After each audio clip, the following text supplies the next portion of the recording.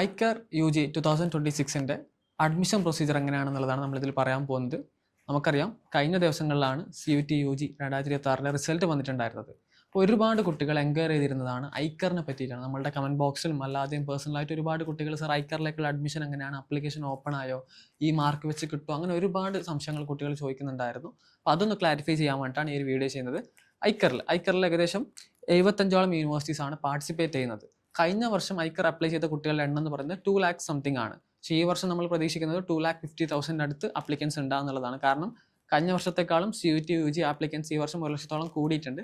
മറ്റൊരു കാര്യം എന്ന് പറയുന്നത് CUT UGയിൽ ഏറ്റവും കൂടുതൽ ആൾക്കാർ നോക്കുന്ന ഒരു കോഴ്സ് ഐക്കർ കൂടിയാണ്. 2 ലക്ഷത്തോളം ആൾക്കാർ നോക്കുന്ന വേറൊരു 2.5 ലക്ഷത്തോളം ആൾക്കാർ നോക്കുന്ന വേറൊരു കോഴ്സ് ഇല്ല എന്നുള്ളതാണ്. അപ്പോൾ ഐക്കറിലേക്ക് അത്രയും കോമ്പറ്റീഷൻസ് ഉണ്ട്. അപ്പോൾ ഐക്കറിൻ്റെ സബ്ജക്റ്റ് കോമ്പിനേഷൻ എന്താണ് ഞാൻ ആദ്യം പറഞ്ഞുതരാം. അതിനു മുമ്പ് ഐക്കറിൻ്റെ വെബ്സൈറ്റ് എന്ന് പറയുന്നത് www.org.icer.in എന്നുള്ളതാണ് അതിൻ്റെ വെബ്സൈറ്റ് എന്ന് പറയുന്നത്. അപ്പോൾ ഐക്കറിൻ്റെ സബ്ജക്റ്റ് കോമ്പിനേഷൻ പറയുമ്പോൾ ഏകദേശം 5 സബ്ജക്ട്സ് ചൂസ് ചെയ്യാൻ ഐക്കർ പറയുന്നുണ്ട്. 5 സബ്ജക്റ്റുകളിൽ ഏതെങ്കിലും 3 എഴുതിയാൽ നിങ്ങൾക്ക് അഡ്മിഷൻ കിട്ടുന്നുള്ളതാണ് ഐക്കറിൻ്റെ ഒരു ക്രൈറ്റീരിയ എന്ന് പറയുന്നത്. പിന്നെ നമ്മൾ +2 സയൻസ് പഠിച്ചിരിക്കണം എന്നുള്ള കാര്യം കൂടിയുണ്ട്. അപ്പോൾ അതിൽ ഏതൊക്കെ സബ്ജക്റ്റാണെന്ന് ചോദിച്ചാൽ physics, chemistry, maths, biology, agriculture, ഈ 5 സബ്ജക്റ്റുകളിൽ ഏതെങ്കിലും 3 എഴുതിയാൽ മതി എന്നാണ് ഐക്കർ പറയുന്നത്.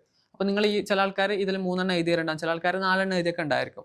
അപ്പോൾ ഇതിൻ്റെ അഡ്മിഷൻ പ്രൊസീജിയറിലേക്ക് വരുമ്പോൾ ഉള്ള കാര്യം പറയുന്നത്, നമ്മളിതിൽ യൂണിവേഴ്സിറ്റികളിലേക്ക് ഐക്കർ ആപ്ലിക്കേഷൻ പോർട്ടൽ ഓപ്പൺ ആയതിനു ശേഷം നമുക്കതിൽ രജിസ്റ്റർ ചെയ്യാനുണ്ട്, ബേസിക് ആയിട്ടുള്ള രജിസ്ട്രേഷൻ ഉണ്ട്.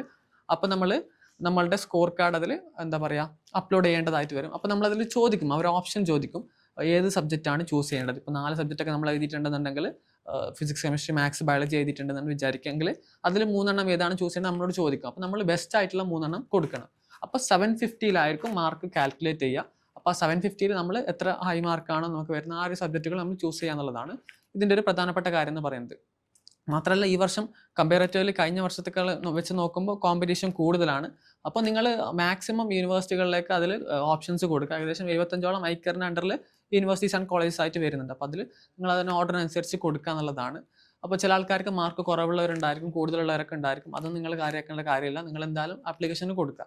ഇതാണ് ഐക്കറുമായി ബന്ധപ്പെട്ട് ബേസിക് ആയിട്ട് പറയാനുള്ളത്. അപ്പോൾ ഐക്കറുമായി ബന്ധപ്പെട്ടുള്ള നമ്മുടെ ഹെൽപ്പ് ഡെസ്ക് കാര്യങ്ങളൊക്കെ ആക്റ്റീവാണ്. നിങ്ങൾക്ക് നമ്മുടെ കമൻറ്റ് ബോക്സിൽ കാണാൻ പറ്റും. ഐക്കറിന് വേണ്ടി മാത്രമുള്ള ഹെൽപ്പ് ഡെസ്ക് ഉണ്ട്. അതുകൂടാതെ CUT UGയുടെ ഹെൽപ്പ് ഡെസ്ക് ഉണ്ട്. നിങ്ങളതിൽ ജോയിൻ ചെയ്യുക. നിങ്ങളുടെ ഫ്രണ്ട്സ് ഐക്കർ എഴുതിയിട്ടുള്ള ഫ്രണ്ട്സ് ഉണ്ടെങ്കിൽ അവർക്ക് ഈ ഒരു കാര്യം അയച്ചു കൊടുക്കുക. All the best.